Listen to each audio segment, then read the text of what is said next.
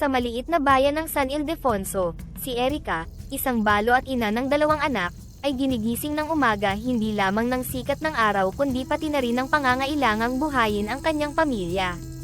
Bago pa man sumikat ang araw, maingat niyang ginigising ang kanyang mga anak at inihahanda sila para sa araw na darating. Magpakabait kayo ha, laging makinig sa lola nyo, paalala niya habang hinahalikan ang kanyang mga anak na sina Junjun at Liza.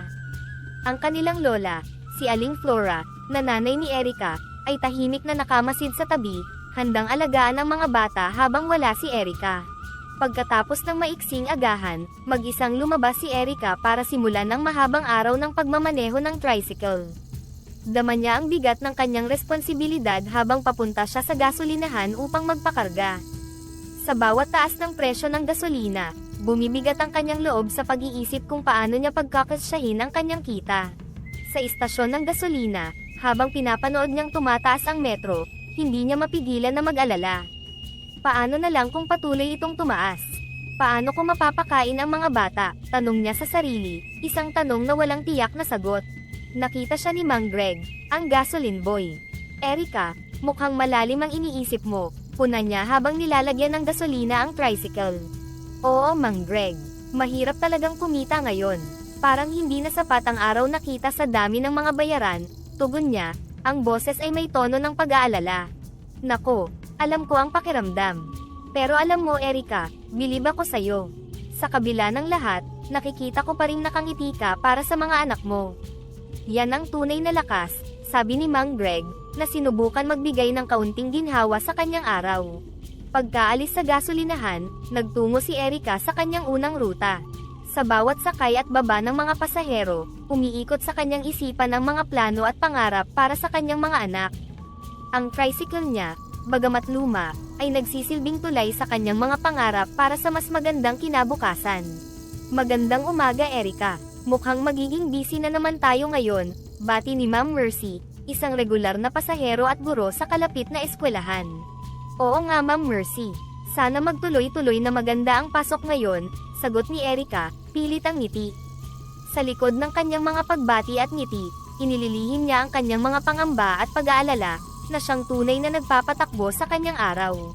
Sa bawat biyahe, isang hakbang palapit sa kanyang mga pangarap, isang biyahe palayo sa kanyang mga alalahanin. Si Erica, sa kabila ng kanyang mga pagsubok, ay patuloy na nagmamaneho, hindi lamang ng kanyang tricycle kundi pati na rin ng kanyang buhay, tungo sa isang mas magandang bukas para sa kanyang pamilya. Sa paglubog ng araw, natagpuan ni Erica ang kanyang sarili sa isang hindi inaasahang paghinto. Ang kanyang tricycle, na siyang nagsisilbing kanyang kabuhayan, ay biglang tumirik dahil sa kawalan ng gasolina. Sa gitna ng kanyang pagmamadali, hindi niya napansin ang mababang lebel ng gasolina sa kanyang tangke. Kamalas ko naman ngayon, sambit niya habang pinapawisan at pilit na itinutulak ang tricycle palayo sa kalsada. Nakarating siya sa tabi ng isang lumang balon na matagal nang hindi ginagamit ng mga taga-baryo. Ang lugar ay tahimik at medyo nakakakilabot, ngunit wala siyang pagpipilian kundi ang huminto doon para magpahinga. Habang nakaupo sa tabi ng balon at pinapaypayan ang sarili, nagmumuni-muni si Erica sa kanyang sitwasyon. Paano na ang mga anak ko? Kailangan ko pang bumalik sa kanila ngayon, bulong niya sa sarili habang lumalaban sa pagkapagod at pangamba. Biglang, isang mahinang boses ang pumukaw sa kanyang pag-iisa. Mukhang may problema ka, kaibigan. Napalingon si Erica at nakita niya ang isang maliit na nilalang na nakatayo malapit sa balon, si Pagsibol, isang duwende na bihasa sa mga lihim ng kagubatan. Ang kanyang itsura ay kakaiba, may makapal na buhok, maliliit na mata, at suot ang lumang damit ng mga duwende. Sinong kaibigan? At ano ang ginagawa mo rito? Tanong ni Erica, halos hindi makapaniwala sa kanyang nakikita. Ako si Pagsibol, tagapag-alaga ng lumang balon na ito, sagot ng duwende, na may ngiti sa kanyang mukha. Nakikita ko ang iyong problema. Gusto mo bang tulungan kita? Tulungan mo ako. Paano? Usisa ni Erica, habang halong pag-aalinlangan at pag-asa ang naramdaman niya. Si Pagsibol ay lumapit at tumingin ng direkta sa kanyang mga mata. May kapangyarihan akong gawing espesyal ang iyong tricycle. Maaari itong tumakbo nang hindi nangangailangan ng gasolina. Hindi nangangailangan ng gasolina. Imposible yan, sagot ni Erica, halata ang kanyang pagdududa. Ngunit, sa isang mahinahon na tono, Ipinaliwanag ni Pagsibol, sa mundo ng mga duwende, maraming bagay ang posible. Kailangan mo lang maniwala at magtiwala. Napaisip si Erika. Ang alok ni Pagsibol ay tila sagot sa kanyang mga panalangin, ngunit natatakot siyang umasa sa isang bagay na maaaring hindi totoo. Gayunpaman, ang desperasyon para sa isang solusyon ay nagtulak sa kanya na tanggapin ang alok. Sige Pagsibol, kung ito ang tanging paraan, handa akong sumubok. Ano ang kailangan kong gawin? Tanong niya. Ang boses ay halo ng pag-asa at kaba. Ngumiti si Pagsibol, wala kang kailangang gawin kundi magtiwala at manood. Lumapit siya sa tricycle, at nagsimulang magsabi ng mga salitang hindi maunawaan ni Erika habang hinahaplos ang makina. Habang pinapanood niya ang duwende, naramdaman ni Erika ang isang kakaibang init sa kanyang puso, ang init ng pag-asa. Sa sandaling iyon, nagdesisyon siyang maniwala sa mahika, hindi lamang para sa kanyang sarili kundi para sa kinabukasan ng kanyang mga anak. Sa tabi ng balon, lumikha si Pagsibol ng isang bilog gamit ang mga tuyong dahon at lumang sanga sa paligid. Ang hangin ay huminto, at ang kapaligiran ay tila naging seryoso sa nalalapit na mahiwagang ritual. Huwag kang mag-alala Erika. Ang gagawin kong ito ay matagal ng lihim ng aming lahi, ngunit ipinapakita ko sa iyo bilang tanda ng aking tiwala, paunang sabi ni Pagsibol habang maingat na inaayos ang kanyang mga gamit para sa ritual. Si Erika, bagamat mayroong pagtataka at pangamba, ay hindi na nagdalawang isip. Ang kanyang mga matay nakatitig sa bawat kilos ni Pagsibol, umaasang magbubunga ito ng isang himala. Si Pagsibol, gamit ang isang maliit na palayok, ay kumuha ng tubig mula sa lumang balon. Ang tubig na ito, bagamat ordinaryo sa iyong mga mata, ay magiging susi sa ating ritual. Ito ang magiging bagong gasolina ng iyong tricycle, paliwanag niya habang dahan-daang ibinubuhos ang tubig sa paligid ng tricycle. Sinimulan ni Pagsibol ang ritual sa pamamagitan ng pag-awit ng isang sinaunang panalangin. Ang kanyang tinig ay mahina ngunit puno ng kapangyarihan, at sa bawat salita ay may lumalabas na usok mula sa palayok na nagbabago ng kulay, mula sa asul patungong berde. Anong nangyayari? Tanong ni Erika, hindi mapigilan ang pagkamangha. Itong panalangin na aking binibigkas ay isang panalangin para sa kalikasan, isang pasasalamat sa mga elemento na nagbibigay buhay sa lahat ng bagay dito sa mundo, tugon ni Pagsibol, patuloy sa kanyang ritual. Habang lumalalim ang gabi, si Erika ay nagsimulang makaramdam ng isang malalim na koneksyon sa paligid. Ang mga puno, ang hangin, at maging ang lumang balon ay tila sumasali sa ritual. Nakaramdam siya ng isang hindi maipaliwanag na kapanatagan, na sa kabila ng kanyang mga problema at pag-aalala, mayroong mga puwersa sa kalikasan na handang tumulong sa kanya. Pagkatapos ng ilang oras, biglang tumigil si Pagsibol at tumayo. Tapos na ang ritual. Mula ngayon, ang iyong tricycle ay maaari nang tumakbo gamit ang ordinaryong tubig. Ngunit tandaan mo, ito'y isang lihim na dapat mong ingatan, babala niya, ang mga matay seryoso at mayroong diin. Paano ko ito pananatilihing lihim? Anong sasabihin ko sa mga tao? Tanong ni Erika. Simple lang. Sabihin mo na lamang na natuklasan mo ang isang bagong paraan ng pagtitipid ng gasolina. Huwag mong babanggitin ang tungkol sa ritual, o sa akin, mahinahon na sagot ni Pagsibol. Pagkatapos ng mahiwagang ritual ni Pagsibol, puno ng pag-asa at kaba, inihanda ni Erika ang kanyang tricycle para sa unang pagsubok ng bagong gasolina, ang ordinaryong tubig. Sa ilalim ng maliwanag na buwan, dahan-dahan niyang nilagyan ang tangke ng tricycle gamit ang tubig mula sa balon. Habang ibinubuhos ang tubig, sinabi niya, sana nga gumana ito. Pagkatapos ay paunti-unti niyang ini-start ang makina. Sa kanyang pagkamangha at tuwa, agad itong nag-start ng walang anumang sagabal, at tila mas maayos pa kaysa dati. Salamat Pagsibol. Gumana nga, bulalas ni Erika, ang kanyang boses ay halo ng tuwa at pasasalamat. Sa tahimik na gabing iyon, umikot siya sa kanilang maliit na nayon gamit ang tricycle. Napansin niya na hindi lamang ito tumatakbo, mas bumilis ito at mas naging maganda ang takbo kumpara noong gumagamit pa siya ng gasolina. Kinabukasan, maaga siyang gumising para sa kanyang pasada. Isa-isa niyang sinundo ang kanyang mga regular na pasahero. Nakita nila ang kakaibang sigla ni Erika at ang hindi pangkaraniwang tahimik ngunit mahusay na takbo ng kanyang tricycle. Erika, parang iba ang takbo ng tricycle mo ngayon ah. Mas mabilis at tahimik, komento ni Mang Cardo, isang matandang magsasaka na madalas niyang pasahero. Ngumiti si Erika at maingat na sinagot, Opo Mang Cardo, may konting ayos lang po ako na ginawa. Mas matipid na rin po sa gasolina ngayon. Hindi lang yata tipid Erika. Parang mas komportable rin. Maganda ito, kung ano man ang ginawa mo, ipagpatuloy mo lang, tugon ni Mang Cardo, na tila ba nasiyahan sa mas maayos na takbo. Habang nagmamaneho, lalo pang lumakas ang loob ni Erika. Ang kanyang pasasalamat kay Pagsibol at sa mahiwagang ritual ay lumalim. Naramdaman niya ang isang malalim na koneksyon hindi lamang sa kanyang tricycle, kundi pati na rin sa kalikasan at sa kapaligiran na nagbibigay sa kanya ng bagong buhay at pag-asa. Sa bawat biyahe, sa bawat pasasalamat ng kanyang mga pasahero, at sa bawat natitipid na kilometro, naipon ni Erika ang kasiyahan at kumpiyansa.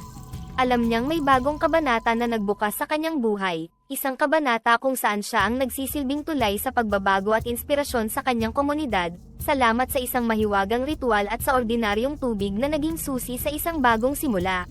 Mula nang magsimulang tumakbo ang tricycle ni Erika sa tubig, nagbago ng lubusan ang kanyang pang-araw-araw na buhay. Nakapagbigay siya ng mas murang pamasahe sa kanyang mga pasahero, lalo na sa mga mahihirap na nangangailangan ng tulong.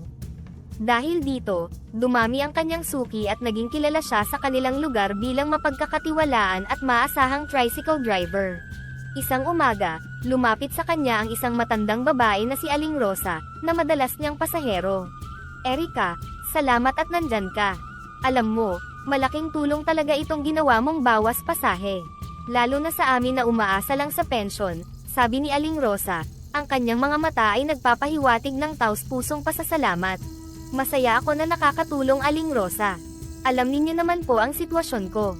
Parang ito na lang ang paraan ko para maibalik ang mga biyayang natatanggap ko, tugon ni Erika, habang inaayos ang kanyang mga gamit sa tricycle. Kamusta naman ang takbo ng tricycle mo? Mukhang mas maayos ito ngayon, usisa ni Aling Rosa, na may bahagyang pagtataka sa hindi maipaliwanag na kahusayan ng tricycle ni Erika. Opo Aling Rosa, may bago akong natuklasan na nakakatipid ng malaki sa gas.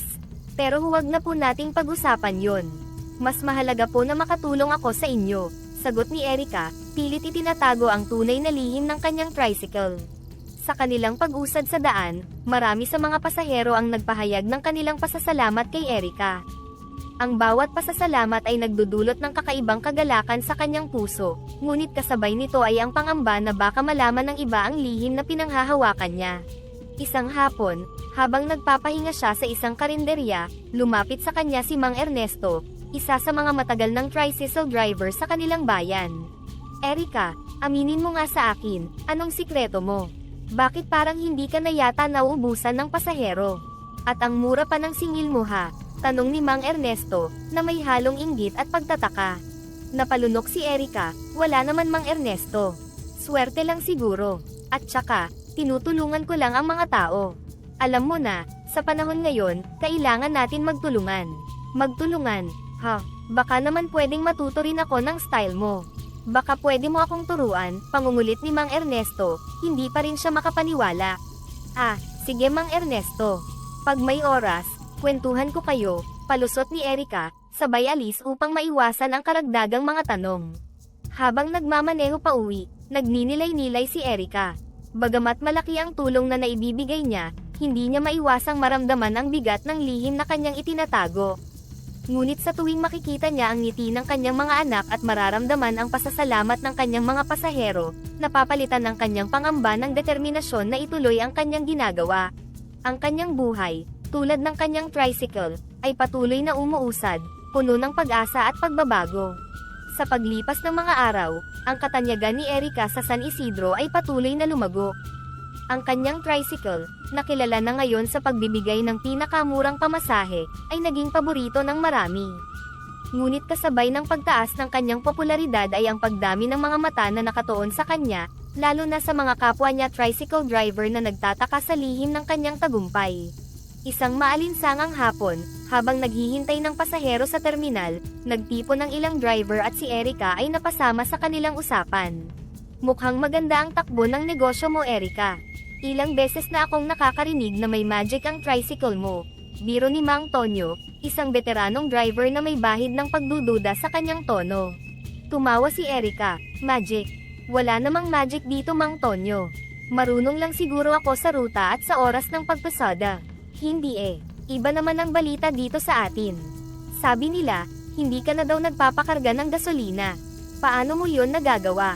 Lahat tayo dito, alam naman natin kung gaano kahirap magtipid sa gas, pangungulit ni Mang Tonyo, habang ang iba ay nakikinig at sumasang-ayon. Naramdaman ni Erika ang pagtaas ng kanyang pagkabalisa. Sa kanyang isipan, paulit-ulit niyang sinasabi, huwag kang magkamali, huwag mong ibunyag ang sekreto. Ngunit sa labas, pinanatili niyang mahinahon ang kanyang mukha. Mang Tonyo, sadyang masinop lang po ako sa paggamit. At saka, may konting ipon para sa emergency. Baka yun ang inaakala nilang magic, pero purong diskarte lang po talaga, sagot niya, umaasang matatapos na ang usapan. Ngunit si Mang John, isa pang driver, ay hindi pa rin kontento. Pero Erika, baka naman pwede mo kami turuan ng iyong diskarte. Alam mo na, para makatulong ka rin sa amin. Napabuntong hininga si Erika. Mang John, Mang Tonyo, gusto ko man kayong tulungan, pero sa totoo lang, walang espesyal sa ginagawa ko. Diskarte at tiyaga lang talaga. Sa kanyang pag-uwi, hindi maalis sa isip ni Erika ang mga tanong at pagdududa ng kanyang mga kasamahan. Nadama niya ang bigat ng lihim na kanyang daladala. Sa kanyang pagmumuni-muni, naitanong niya sa sarili, hanggang kailan ko ito kayang itago? Ano ang mangyayari kung malaman nila ang totoo? Nang makauwi siya, sinalubong siya ng masiglang kwento ng kanyang mga anak tungkol sa kanilang araw sa eskwela. Sa mga ngiti at tawanan nila, pansamantalang nalimutan ni Erika ang kanyang mga alalahanin. Ngunit kahit sa mga sandaling iyon ng kaligayahan, hindi mawala sa kanyang isipan ang takot na baka isang araw, ang lihim na ito ay magdulot ng hindi inaasahang kaguluhan sa kanyang buhay at sa buhay ng kanyang mga mahal sa buhay. Ang mga pagbabago sa buhay ni Erika ay naging mabilis at makabuluhan. Dahil sa kanyang natatanging tricycle na tumatakbo sa tubig, lumaki ang kanyang kita, na nagbigay daan para makapag-ipon siya ng sapat na pera para sa edukasyon ng kanyang mga anak at sa pang-araw-araw na pangangailangan ng kanyang pamilya. Isang gabi, habang naghahapunan sila, buong galak na ibinalita ni Erika sa kanyang ina ang tungkol sa pag-iipon niya para sa kolehiyo ng mga bata. Inay, sa wakas, nakakapagtabi na ako ng konting pera para sa kinabukasan nila Junjun at Liza. Isang malaking pasasalamat iyan sa Diyos, anak, tugon ni Aling Flora, na may ngiti ng pagmamalaki at kasiyahan. Iba talaga kapag nakikita mong unti-unting natutupad ang mga pangarap mo para sa mga anak mo. Hindi lang po iyon inay. Naipasok ko na rin sila sa mas magandang paaralan. Mas maganda ang turo doon at sigurado akong mas marami silang matututunan, dagdag ni Erika, habang pinagmamasdan ang masayang mukha ng kanyang mga anak. Mama, ang ganda po ng bagong school namin. Marami po kaming bago at mababait na kaibigan, excited na kwento ni Liza, ang kanyang mga mata ay kumikislap sa tuwa. Oo nga po. At marami rin pong sports na pwede naming salihan, dagdag naman ni Junjun, na parang hindi magkamayaw sa pagbabahagi ng kanyang mga bagong karanasan. Sa gitna ng kanilang kwentuhan, hindi may kakaila ni Erika ang kanyang kasiyahan at kapanatagan sa puso. Ngunit sa kabila nito, may bahagi pa rin ng kanyang isipan na nag-aalala sa posibleng kahinatnan ng kanyang lihim. Gayunpaman, pinili niyang ituon ng pansin sa positibong epekto ng kanyang mga pagsisikap. Erika, ang laki na ng pinagbago ng ating pamumuhay. Nakakabili ka na rin ng mas masustansyang pagkain para sa atin, wika ni Aling Flora, na nagpapahiwatig ng kanyang pasasalamat sa Diyos sa bawat hapunan. Tama po kayo inay, gusto ko lang naman talagang mabigyan kayo ng magandang buhay. Kayo ang inspirasyon ko sa lahat ng ito, tugon ni Erika, ang kanyang mga mata ay puno ng luha ng kaligayahan at pasasalamat. Sa kanilang pag-uusap, dama ni Erika ang bigat ng responsibilidad na kanyang pasan. Sa bawat araw na dumaan, nadarama niya ang pangangailangang mas lalo pang pagbutihin ang kanyang trabaho, hindi lamang para sa kanyang mga anak, kundi para na rin sa kanyang ina na walang sawang sumusuporta sa kanyang mga desisyon. Habang papalalim ang gabi, naghanda si Erika para sa kanyang pagtulog. Sa kanyang mga dasal, humingi siya ng gabay at proteksyon. Panginoon, salamat po sa lahat ng biyayang ito. Gabayan niyo po sana kami at protektahan mula sa anumang maaaring magdulot ng panganib sa amin. Ang kanyang dasal ay puno ng pag-asa at determinasyon na harapin ang anumang pagsubok na maaaring dumating sa kanilang buhay. Sa likod ng bawat tagumpay, nagkukubli ang mga hamon at pagsubok. Para kay Erika, ito ay dumating sa anyo ng mga pagdududa at inggit mula sa kanyang mga kapwa tricycle driver. Ang kanyang di maipaliwanag na tagumpay ay naging paksa ng usapan, at hindi maiwasan ng ilan na maghinala at magtanong. Isang hapon, habang naghihintay ng mga pasahero sa terminal, lumapit si Mang Kaloy, isa sa mga matagal na niyang kakilala sa hanap buhay. Kilala si Mang Kaloy sa pagiging prangka at diretso sa pagpapahayag ng kanyang mga saloobin. Erika, marami ang nagtataka kung paano mo napapanatiling mababa ang iyong pamasahe kahit tumataas ang presyo ng gasolina. Baka naman may sikreto ka dyan na pwede mong ibahagi sa amin, sabi ni Mang Kaloy, ang kanyang tono ay may bahid ng pagsususpecha. Nag-aalangan, sumagot si Erika, Mang Kaloy, wala naman akong itinatagong sikreto. Marunong lang talaga akong mag-budget at magtipid kung saan kinakailangan. Hindi kumbinsido, patuloy si Mang Kaloy, pero Erika, kahit anong gawin kong pagtitipid, hindi aabot sa ganyan ang tipid. Siguro naman may iba ka pang ginagawa na hindi namin alam. Ramdam ni Erika ang bigat ng bawat salita. Ang simpleng pag-uusisa ay tila ba isang mabigat na paratang. Ngunit, kailangan niyang manatiling matatag at hindi magpahalata ng anumang kahinaan. Mang Kaloy, sa totoo lang, kung may malupit akong sikreto, hindi ba dapat mas mayaman na ako ngayon? Tricycle pa rin naman ang ginagamit kong panghanap buhay. Tulad nyo, tugon niya, pilit pinapanatili ang mahinahon at lohikal na tono. Nakaramdam si Mang Kaloy ng pagkabitin sa sagot ni Erika ngunit napagtanto na wala siyang matibay na ebidensya upang patunayan ang kanyang mga hinala. Napabuntong hininga siya, sige Erika, pero tandaan mo, hindi lang ako ang may ganitong katanungan. Marami sa amin ang nagtataka. Pagkaalis ni Mang Kaloy, naiwan si Erika na mag-isa sa kanyang mga saloobin. Ramdam niya ang bigat ng mga hinala at inggit na maaaring sumira sa kanyang reputasyon at ang katahimikan ng kanyang buhay. Nang gabing iyon, sa kanilang hapagkainan, ibinahagi ni Erika ang kanyang mga pangamba sa kanyang ina. Inay, natatakot ako. Paano kung ang mga hinala nila ay magdulot ng problema sa atin? Paano kung malaman nila ang tungkol sa tubig? Ang kanyang ina, sa kanyang karunungan at kalmadong disposisyon, ay hinawakan ang kanyang kamay. Erika, ano man ang mangyari, nandito ako at ang mga bata. Suportado ka namin. Ang mahalaga ay alam nating walang masama sa ginagawa mo, at ginagawa mo ito para sa kapakanan ng iyong pamilya. Pinakalma ng mga salita ng kanyang ina ang kanyang isip at puso.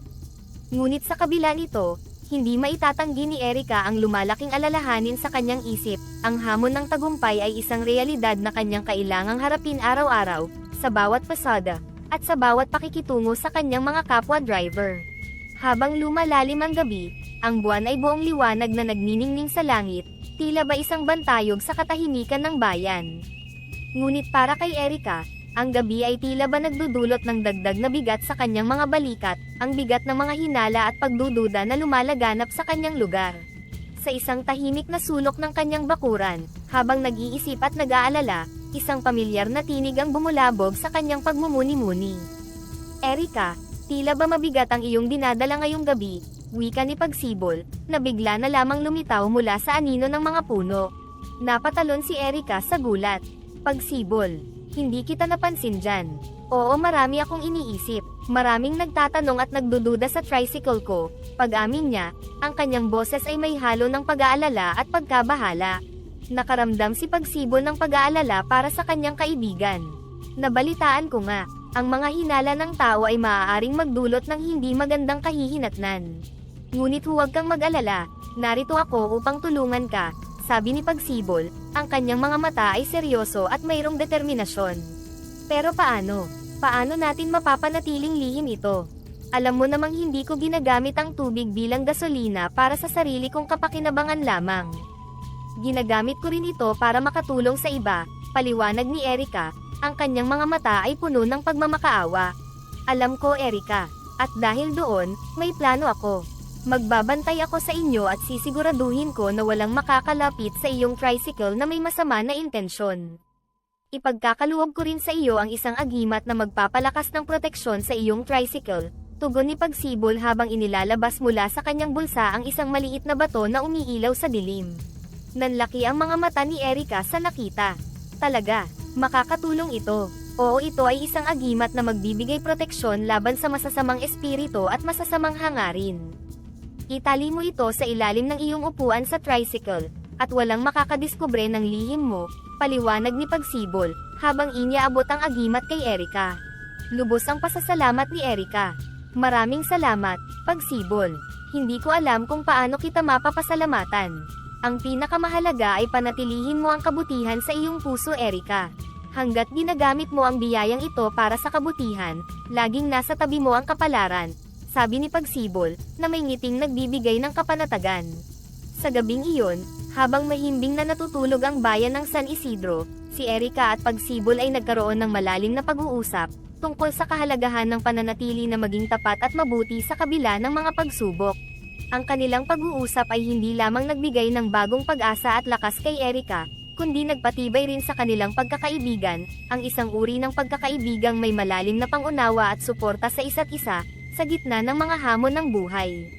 Sa pagsikat ng araw, sinalubong si Erika ng isang bagong umaga na may bagong sigla at lakas ng loob, salamat sa tulong at proteksyon na ibinigay ni Pagsibol. Habang inihahanda niya ang kanyang tricycle para sa araw na iyon, mayroon siyang malalim na pakiramdam ng pasasalamat at pag-asa na nagpapalakas sa kanyang diwa. Sa kanyang unang biyahe, sinundo niya si Aling Nena, isang matandang balo na madalas niyang pasahero. Magandang umaga, Aling Nena. Handa na po ba kayo para sa palengke? Bati ni Erika ng may ngiti. Oo, Erika. Salamat ha, lagi kang nandyan para tulungan ako. Alam mo ba, marami akong naririnig na magagandang bagay tungkol sa'yo. Sabi nila, may mahi ka raw ang tricycle mo, sagot ni Aling Nena habang maingat na umaakyat sa tricycle. Tumawa si Erika, mahi ka. Wala po iyon, Aling Nena. Siguro, dahil masinop lang talaga ako sa pagmamaneho at pag-aalaga ng aking tricycle. Kahit na, bihira ang mga tulad mo ngayon, Erika. Maraming salamat sa iyong kabaitan, patuloy ni Aling Nena. Ang kanyang mga mata ay nagpapahiwatig ng taos-pusong pasasalamat. Sa kanilang daan patungo sa palengke, hindi mapigilan ni Erika ang mag-isip tungkol sa mga salitang mahika. Bagamat may lihim siyang itinatago, ang kanyang tunay na mahika ay nasa paraan ng kanyang pagtulong sa kapwa. Ang bawat pasada ay hindi lamang isang biyahe kundi isang oportunidad na maghatid ng tulong at ginhawa sa kanyang mga pasahero.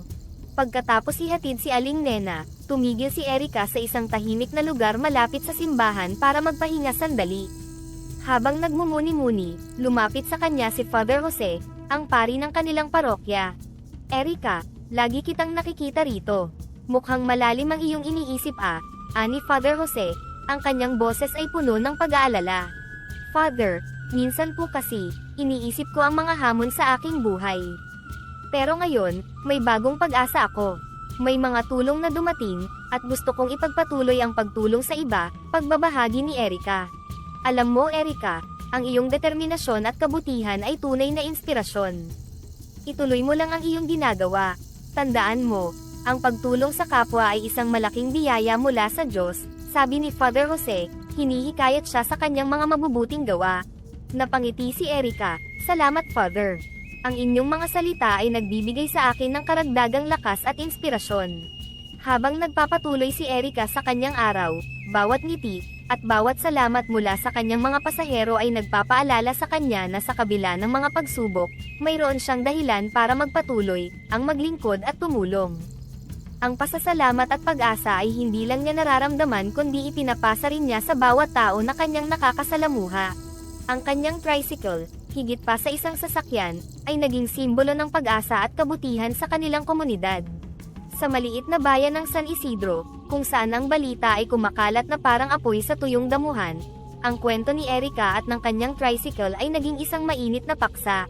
Ang kanyang kabutihan at ang kakaibang husay ng kanyang tricycle ay hindi lamang nagdulot ng kaginhawaan sa kanyang mga pasahero, kundi nagbigay din ng inspirasyon sa marami na maging mas mapagbigay at mapagmalasakit sa kapwa.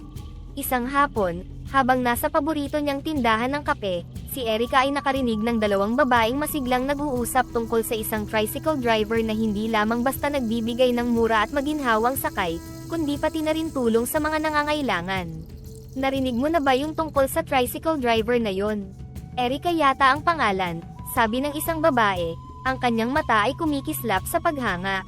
Oo, nakasakay ako sa kanya isang araw. Hindi lang mura ang pasahe, binibigyan pa niya ng libreng sakay yung mga matatanda at estudyante pag may kailangan, dagdag ng kanyang kaibigan, Ang tono ng kanyang boses ay puno ng pagkamangha. Napangiti si Erika sa kanyang narinig, ngunit pinili niyang manatiling tahimik at hindi ipaalam ang kanyang presensya. Ang mga simpleng pag-uusap na tulad nito ay nagpapatibay sa kanyang paniniwala na tama ang kanyang ginagawa. Sa isa pang pagkakataon, sa isang community meeting na dinaluhan ni Erika, tinalakay ng barangay captain ang kahalagahan ng pagkakaisa at pagtutulungan sa komunidad. Dito, binanggit niya ang hindi pangkaraniwang ginagawa ni Erika. Nais kong bigyang pansin ang isang magandang halimbawa ng kabutihan sa ating komunidad. Si Erika, na ating kapwa-residente, ay patuloy na nagpapakita ng malasakit hindi lang sa kanyang mga pasahero kundi sa buong bayan. Sana'y maging inspirasyon siya para sa ating lahat na maging mas mapagbigay at mapagmalasakit, pahayag ng barangay captain, na sinundan ng masigabong palakpakan mula sa mga dumalo. Sa mga sandaling iyon, naramdaman ni Erika ang bigat at kahalagahan ng kanyang mga ginagawa. Hindi lang basta sakay ang kanyang inihahandog kundi mga pagkakataon para maghatid ng kabutihan. Sa kanyang pag-uwi, puno ng pagmumuni-muni, hindi niya maiwasan ang maramdaman ang isang malalim na pakiramdam ng responsibilidad at pag-asa. Erika, kumusta ka na? Tanong ni Mang Noli, isang matandang magtataho na madalas niyang mabilhan. Lagi ko po kayong naririnig sa mga tao dito. Napakabuti po ninyo. Wala yun, Mang Noli. Ginagawa ko lang ang sa tingin ko'y tama at makakatulong sa ating lahat, tugon niya, ngunit sa kanyang puso, lumalim ang kanyang pagpapahalaga sa malasakit at pagkakaisa. Ang mga bulong ng bayan tungkol sa kabutihan ni Erika ay hindi lamang nagpapalaganap ng mga kwento, kundi nagtatanim din ng mga binhi ng inspirasyon sa bawat tao na nakakarinig at nakakasaksi sa kanyang mga gawa. Sa simpleng pagmamaneho ng tricycle, nakapagdulot siya ng pagbabago hindi lamang sa kanyang buhay kundi sa buong komunidad. Sa paglipas ng mga taon, sa tulong ng tubig bilang gasolina at sa walang sawang sipag at kabutihan, nakamit ni Erika ang isang pangarap na hindi niya inakalang posible, ang makabili ng isang bukid na kanyang tinatamnan ng palay. Ang bukid na ito ay hindi lamang simbolo ng kanyang tagumpay kundi pati na rin ng kanyang pagpapasalamat sa mga biyayang kanyang natanggap. Isang hapon, habang tinatanaw ni Erika ang luntiang bukirin na kumikislap sa ilalim ng hapon na araw, lumapit sa kanya si Pagsibol, ang mabait na duwende na laging handang tumulong sa kanya. Erika, tila ba ang iyong buhay ay lumago katulad ng mga pananim sa iyong bukid? Bati ni Pagsibol, ang kanyang mukha ay nagpapahiwatig ng malalim na kagalakan. Ngumiti si Erika, ang kanyang mga mata ay lumuluha sa damdamin ng pasasalamat. Pagsibol, kung hindi dahil sa tulong mo, hindi sana naging ganito ang buhay ko. Ang tubig ay hindi lamang nagpatakbo ng aking tricycle kundi nagbigay din ng pagkakataon para makatulong ako sa iba at makapagpundar ng bukid na ito. Nakaupo sila sa lilim ng isang malaking puno, habang pinagmamasdan ang mga magsasakang masigasig na nagtatrabaho sa bukid. Alam mo, Pagsibol, hindi lamang ito bukid ng palay. Ito ay bukid ng pag-asa. Ang bawat butil ng palay na lumalaki dito ay katumbas ng pag-asa na aking nakikita sa aking mga anak, sa aking ina, at sa aking komunidad. Pagbabahagi ni Erika, ang kanyang boses ay puno ng emosyon. Tama ka, Erika, at masaya ako na makita na ang iyong kabutihan ay nagbunga ng mas malawak na kabutihan.